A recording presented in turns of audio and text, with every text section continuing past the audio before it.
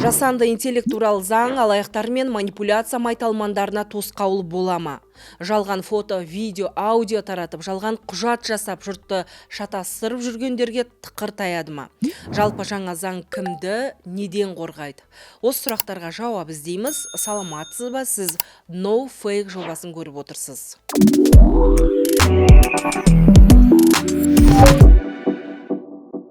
Мүмкіндігі мол жасанды интеллекттің қауіпті екені балаға да белгілі. Алаяқтар оның көмегімен кез келгеннің дауысын өзгертіп, өзге түгілі өзім дегендерді де шатастыратын жағдайға жетіп отыр. Олар әрине ақша сұрайды, басқа мақсаты жоқ. Талай адам жақынның жалған дауысына сеніп қалып, алаяқтарға жүздеген мың теңге аударды да.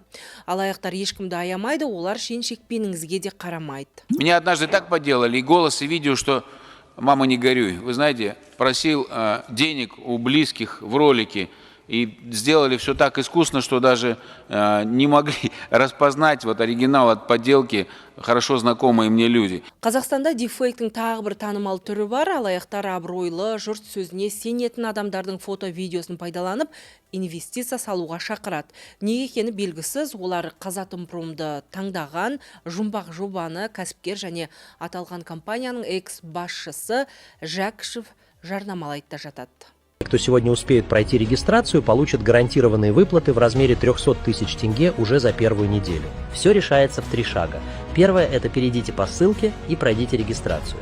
Второе – это вы получите доступ к моему инвестиционному плану. И последний, 3-й шаг – укажите свой возраст и узнайте, какой процент выплат вам будет выплачивать официально Казатомпром.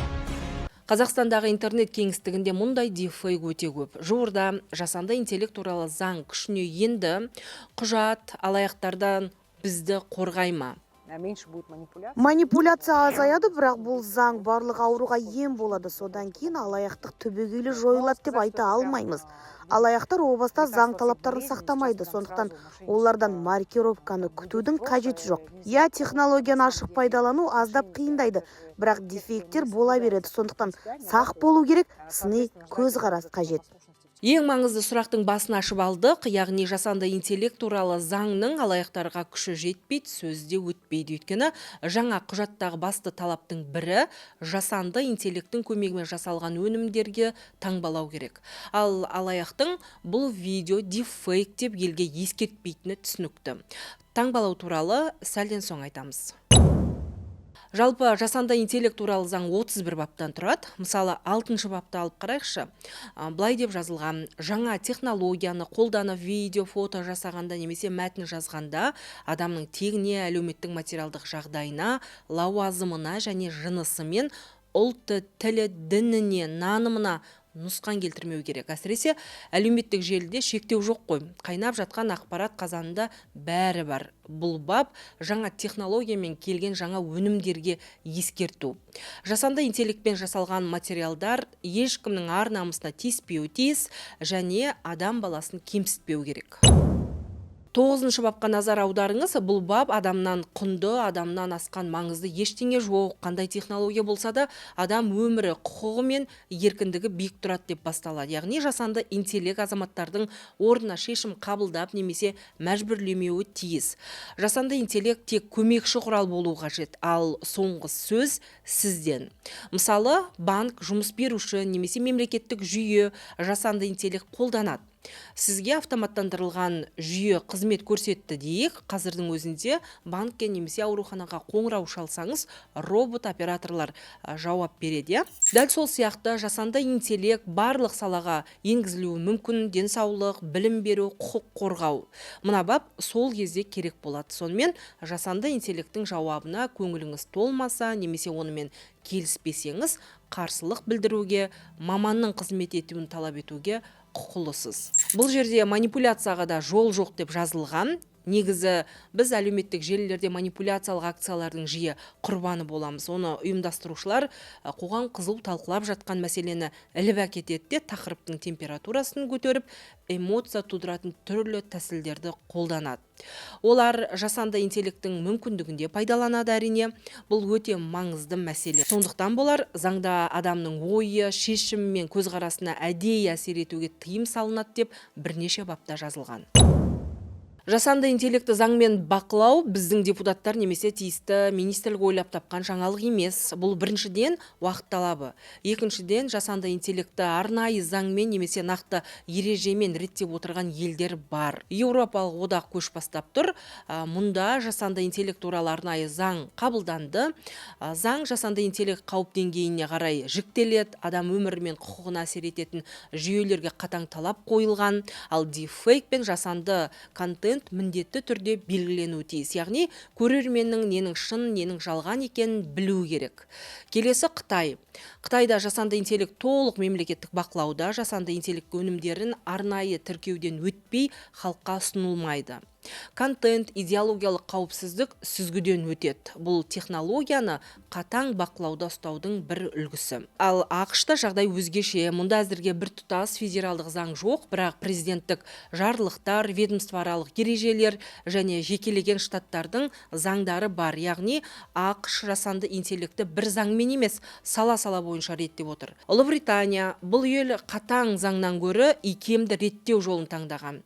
Әр сала өзіне тән ережемен жұмыс істейді. Үкіметтің айтуынша басты мақсат инновацияға кедергі келтірмеу, бірақ адам құқығын қорғау. Ұлыбритания дипфейк, дезинформация және генеративті жасанды интеллекттен туған проблемаларды толық шешіп тастады деп айта алмаймыз.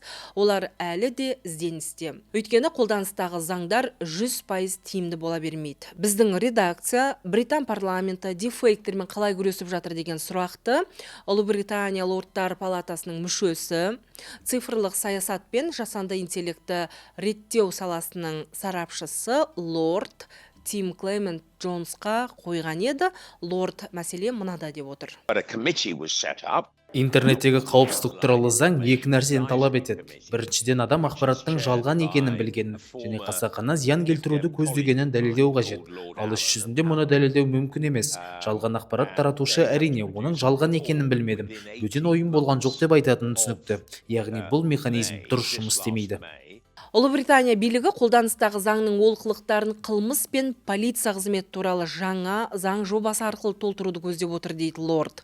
Бұл құжатта дипфейкті тек таратқан үшін емес, оларды жасағандар да жауапкершілікке тартылу қарастырылған. Сондықтан жүре келе Қазақстан қабылдаған арнайы заңның да кем-кетігі шығуы әбден мүмкін. Қазақстанға қайта оралайық. Жасанды интеллект туралы заңның 10-шы бабы деректерді қорғауға арналған. Азаматтар туралы жеке мәліметтерді жинауға құқылы мемлекеттік мекемелер түрлі ұйымдар бар, оларға да жасанды интеллекті пайдалануға болады, егер қауіпсіздік талаптары сақталса. Өйткені адамның медициналық қаржылық мәліметтер тарап кетпеуі тиіс. Жеке деректер бойынша жауапкершілікті күшейту операторларды ірі, орта, шағын деп бөлеміз. Содан түзетулер болады. Мысалы, 5 адам қызмет көрсететін ұйымға қарағанда 2 миллион адамның жеке дерегін жинайтын мекемеге талап та, қауіпсіздік шараларда қатаң болу тиіс. Жетілдіру керек. Жалпы жеке деректерді қорғау жасанды интеллектке дейін болған. Жасанды интеллект туралы заңның 21-ші бабы. Бұл баптың негізгі талабы дипфейктің дипфейк екенін ескертіп, жасанды интеллектпен жасалған деген белгі қою. Ол көрерменге анық және түсінікті көрінуі тиіс, бірақ осы жерде бір проблема бар. NoFake ақпараттық порталы дипфейктер туралы жиі жазады.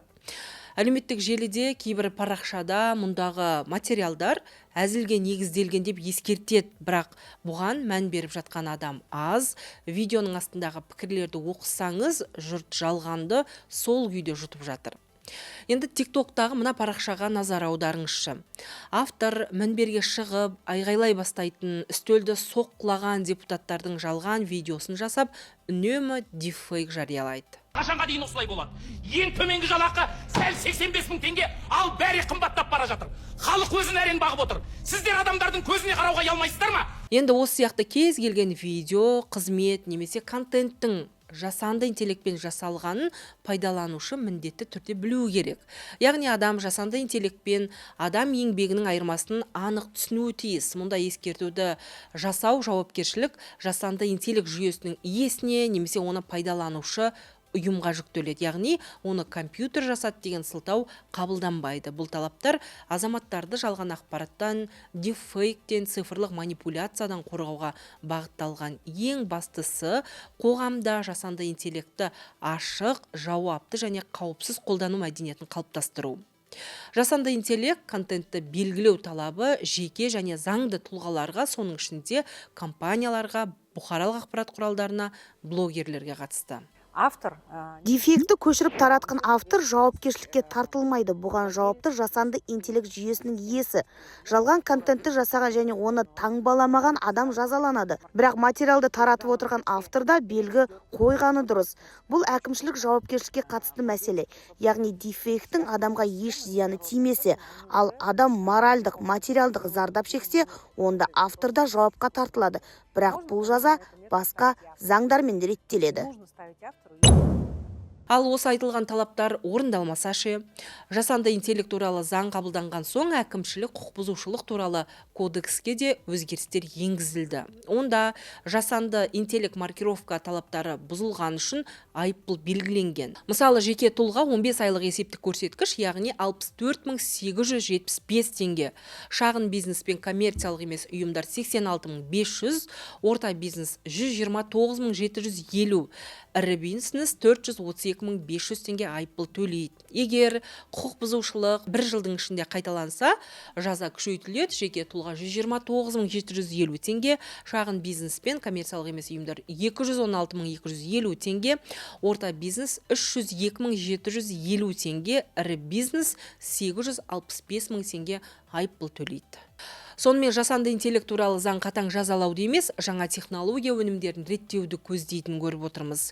Мақсаты жасанды интеллект өнімдерін пайдалану, тарату мәдениетін қалыптастыру. Менің айтайын дегенім осы, ақпаратты оны ойланып қабылдаңыз, эмоцияға берілмеңіз, алдануға асықпаңыз. Жүздескенше.